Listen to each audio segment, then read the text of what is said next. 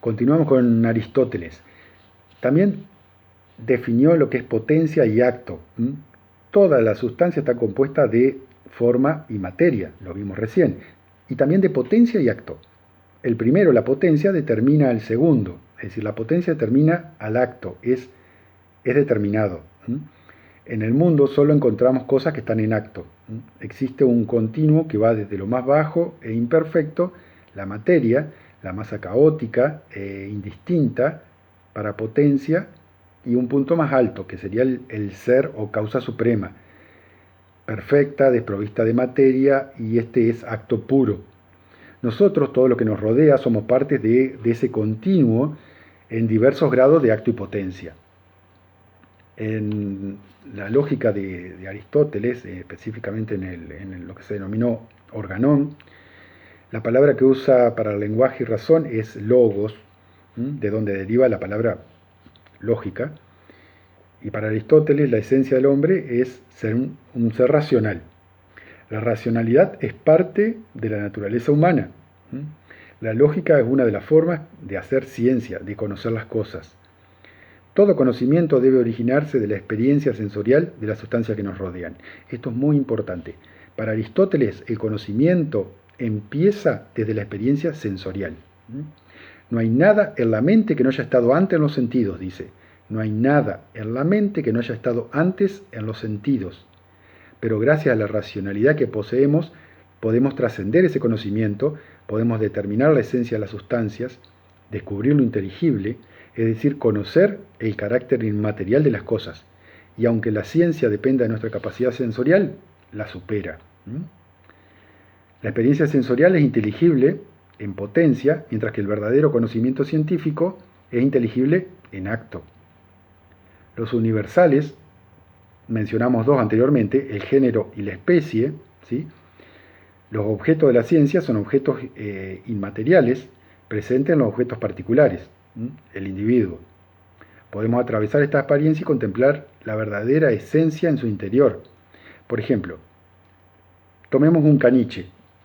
En el caniche en particular están los universales, perro y animal, ¿no? Porque el caniche es un perro y también es un animal. Entonces esos universales, perro y animal, están contenidos dentro de el caniche. Pero están en acto puro, en la mente. Cuando yo veo el caniche, lo veo como perro y animal, pero lo estoy viendo desde mi mente, como parte de nuestra comprensión de perro y animal en general. ¿Se entiende? Soy yo el que estoy proyectando ese universal en esa sustancia, en ese animal, en ese perro que es el caniche. La tarea principal de la ciencia es establecer definiciones. Aristóteles usó como herramientas el silogismo, con lo que sentó los principios de la inferencia deductiva. Básicamente, cuando deducimos una afirmación de otra con la única ayuda de la mente, es decir, cuando no intervienen los sentidos, obtenemos nuevo conocimiento de otro ya dado. Es decir, que este nuevo conocimiento se desprende de unas premisas del conocimiento previo ya dado. Eso es un silogismo. En el silogismo, Aristóteles consideró 4 formas de silogismo deductivo que expresan todas las formas válidas de inferencias deductivas.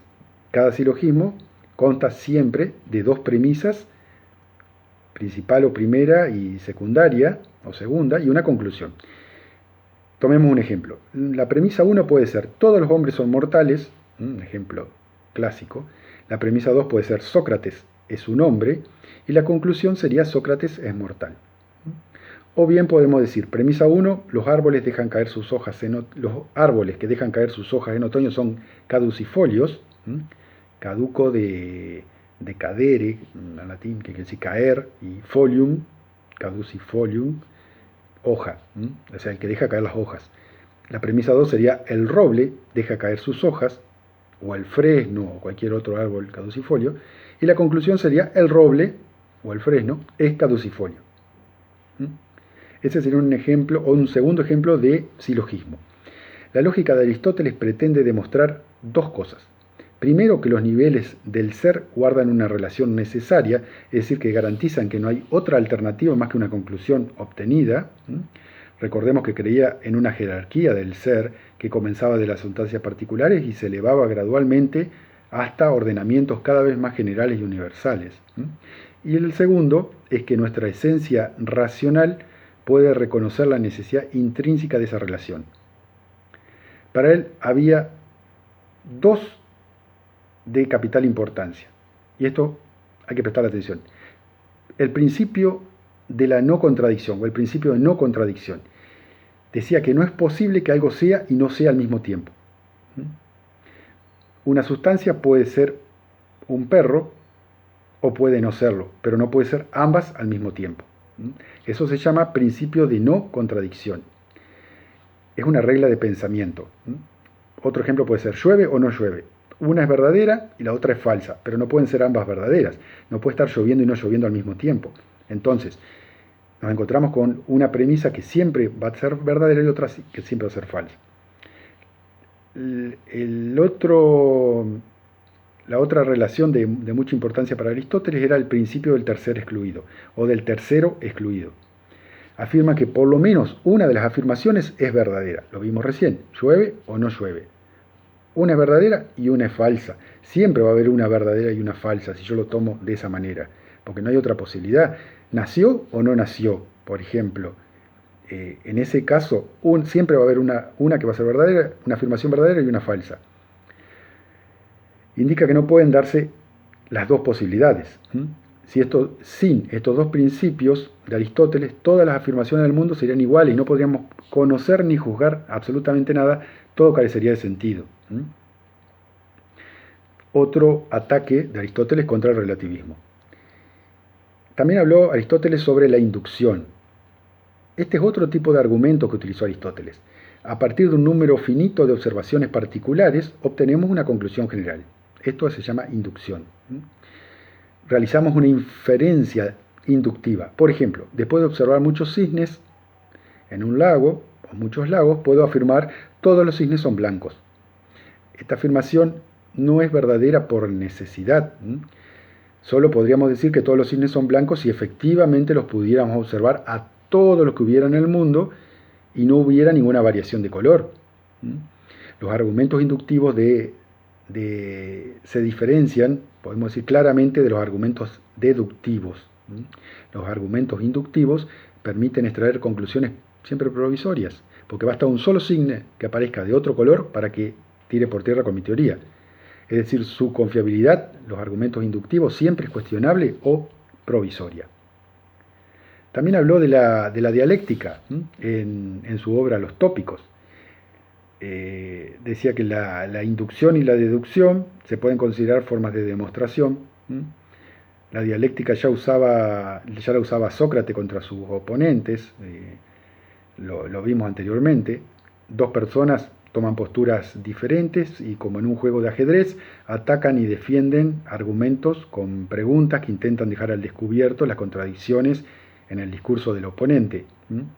Es decir, hay un antagonismo, ¿no? Antagonismo viene de la palabra oposición y de la palabra lucha, agón, lucha. Es decir, hay una lucha de oposiciones. Heráclito dijo, todo surge de la discordia y de la necesidad, y en esto podemos darle la razón. Para Aristóteles la dialéctica va a ser inferior a la lógica, pues con ella es posible probar que algo es verdadero, con la dialéctica no. Esto es importante. Aristóteles rebaja la dialéctica a una disciplina de segundo orden. Otro ataque contra el relativismo. Los primeros principios para Aristóteles, relacionando la deducción y la inducción, podemos ascender los diferentes niveles del conocimiento científico y se nos revelarán las causas de las verdades necesarias. Al punto más alto lo llamó de los primeros principios, y de ello deriva todos los demás. Son las proposiciones primeras las que iniciaron y rigen el cosmos, dijo. Por lo tanto, no pueden ser comprendidas o explicadas mediante el método científico. Es decir, a estos primeros principios los puso incluso por encima de la ciencia. Es decir, la ciencia no puede llegar a ellos. Los primeros principios no tienen causa, son incausados, no derivan de ningún otro principio. Por lo tanto, no pueden ser comprendidos o explicados mediante el método científico.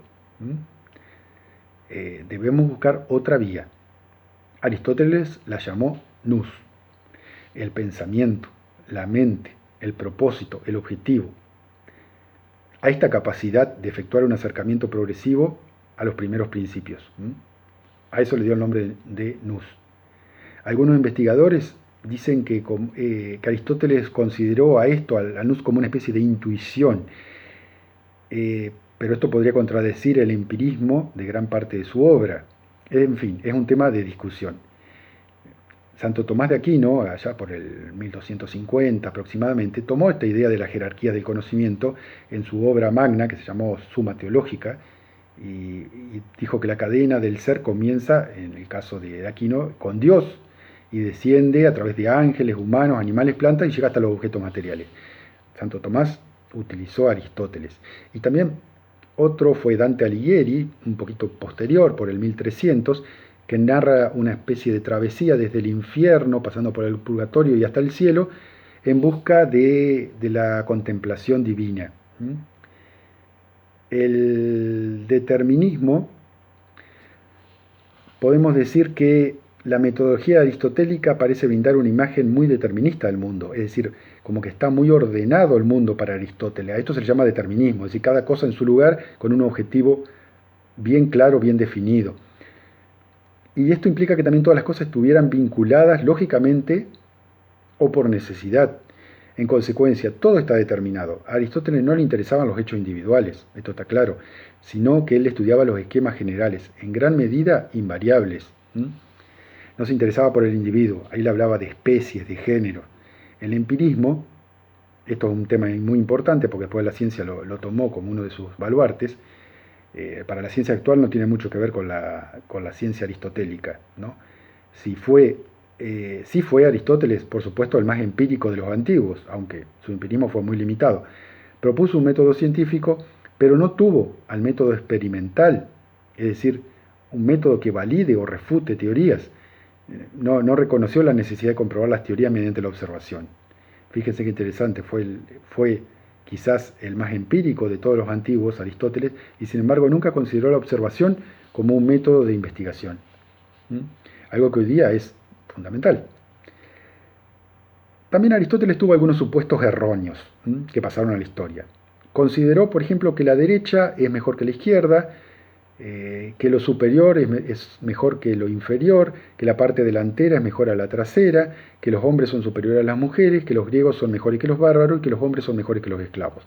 Todas estas cosas Aristóteles las daba por ciertas. Una de las peleas que tuvo aparentemente con Alejandro Magno, aunque hay otras versiones que dicen que en realidad nunca estuvieron peleados, es que Aristóteles realmente creía en la inferioridad del bárbaro, del persa, del egipcio. En cambio, Alejandro Magno no, e incluso llegó a casarse con una princesa persa y obligó a buena parte de sus tropas a casarse con mujeres persas. Él creía en un hombre mundial, Alejandro Magno, que podemos estar seguros que habría horrorizado a Aristóteles. Aristóteles también planteó un universo. Para Aristóteles el universo es finito. Esto es muy importante, es finito. Cada cosa tiene un movimiento y una ubicación respecto a otras. También la materia es finita, no como pensaban los atomistas, ¿no? Las cosas tienen la propiedad de ser leves o pesadas, y esto determina la posición natural. Las cosas pesadas se desplazan hacia el centro del cosmos. Para Aristóteles el centro del cosmos está en el centro de la Tierra. La Tierra es el centro del universo. Y las cosas livianas tienden a desplazarse hacia los límites. Por ejemplo, el fuego que tiende a elevarse, las burbujas en el agua que tienden a subir. Todo lo liviano tiende a subir, eso es lo que decía Aristóteles. Determinó un mundo supralunar perfecto. Los cuerpos describen trayectorias circulares perfectas, como los planetas, como el Sol, como la Luna, perfecta y eterna. Recién, 2000 años después, dejó de ser la teoría dominante. Es una teoría interesante porque no contradice el sentido común. Nosotros vemos todas las mañanas que el sol sale por el horizonte, por el este y se pone por el oeste. Es difícil, digamos, el sentido común no indica que nosotros giremos alrededor del sol, sino lo contrario. Esto es lo que decía Aristóteles. Recién 2000 años después, como les decía, Johannes Kepler fue una figura clave de la revolución científica, el astrónomo y matemático alemán, que fue conocido principalmente por sus 3 leyes sobre el movimiento de los planetas, contradijo esta afirmación, ¿no? La primera ley decía: los cuerpos celestes tienen movimiento elípticos, no circulares, como decía Aristóteles, alrededor del Sol, y están situados en uno de los focos de la elipse. Eso es lo que decía Kepler, que por supuesto fue muy cuestionado porque estaba contradiciendo al maestro Aristóteles, que decía que todo el movimiento era circular, perfecto, y la velocidad era invariable, y era alrededor de la Tierra. Bueno, Kepler decía, no, es alrededor del Sol, es elíptico, y la velocidad es variable. Es mayor cuando se acerca a uno de los polos. Bien. También tuvo una dinámica, Aristóteles, aunque estaba equivocada, que decía que la velocidad a la que un objeto se desplaza es proporcional al peso. Es decir, a mayor peso, mayor velocidad. Tiene lógica, del punto de vista empírico podemos aceptar eso. Casi 2000 años después, Galileo Galilei, por el 1600 más o menos, demostró mediante un experimento que esto no era verdad. El famoso experimento de la Torre de Pisa, donde sube con dos cuerpos de igual peso pero distinto volumen y los arroja desde la Torre de Pisa y determina que ambos llegan al mismo tiempo al suelo. Las explicaciones de Aristóteles sobre la dinámica de los cuerpos físicos son en realidad demasiado simples. Trata de explicar muchos fenómenos basándose en muy pocos principios generales. El cosmos, como les decía, está constituido por una serie de esferas concéntricas para Aristóteles. Separó el mundo sublunar, es decir, de la Luna para abajo, de la Luna hacia la Tierra, que era corruptible, cambiante, formado por los 4 elementos, aire, agua, tierra y fuego, y el mundo supralunar, es decir, el mundo que está por encima de la Luna, que era perfecto, de velocidad continua, incorruptible y formado por el 5.º elemento, que era el éter. También tuvo una psicología Aristóteles. La palabra psicología viene de psique, la cual deriva, que es el alma, ¿no? Alma. Para Aristóteles era la esencia y la fuerza vital, el alma era la esencia y la fuerza vital que anida en todos los seres vivos. Es decir, la diferencia entre un ser vivo que esté caminando, desplazándose, etc., y un ser no vivo era que uno tenía psique y el otro no. El alma es forma pura, el cuerpo es materia. La psicología es la diferencia entre los seres vivos y los inanimados, no la diferencia entre la mente y el cuerpo cuando se tiende hoy a pensar. La psicología de Aristóteles es una extensión de su física, es decir, los mismos planteos que hizo en la física, que no los vimos ahora, los traslada hacia su psicología. La psique es el principio del cuerpo, por el cual le otorga el poder de moverse y desarrollarse en forma autónoma. Respecto a las facultades del alma, enfocó la psique desde un punto de vista teleológico.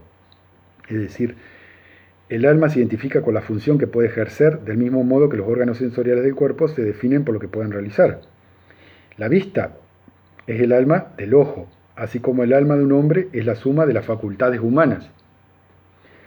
Reconoce Aristóteles 5 sentidos y dice que el cerebro es una masa gris, fría, etc., y que el corazón es el órgano clave.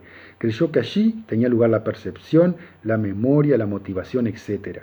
Otro de los errores de Aristóteles. Hay objetos que son específicos de cada sentido. El color es específico del ojo, el sonido es específico del oído. Y otros son aprendidos por 2 sentidos, por ejemplo. El típico ejemplo es el movimiento. Y hay otros que pueden ser aprendidos por 3 sentidos o más. Entonces,